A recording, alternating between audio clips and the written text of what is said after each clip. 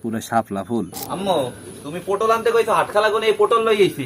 কারণ বিয়ের লেখালে তো একটা পেটে খিদা লাগবে, কিছু একটা বানাই দাও খাই। পটলের সব বানাই দি, হেই খাবি এনে। পটলের চপ, ওহ দারুন তো, হলে হেই বানাও। ঠিক আছে। এই ধরো পটলের চপ বানানোর মানে প্রথমে পটলটি ভালো মতো সেলতে হইবে।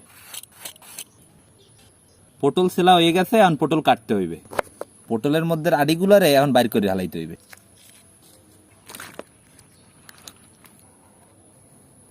পুরো শাপলা ফুল। কাটা পটলটিরে এখন হলদির গুঁড়ি আর নুন দিয়া মাইখা 5 মিনিট রাখতে দিতে হইবে। আরেকটু বান্ডের মধ্যে দিয়ে দিতে আসি বেসন, চাউলের গুঁড়ি, কালো জিরা, হলদির গুঁড়ি, মরিচের গুঁড়ি, জিরার গুঁড়ি, পরিমাণ মতো নুন। এখন পরিমাণ মতো পানি দিয়া মাখতে হইবে।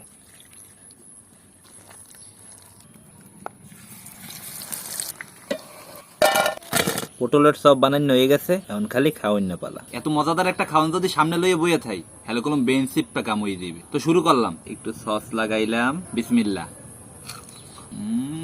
পটলের সবটা তো দারুণ হয়েছে। ও মনো একদম জম্মের মজা।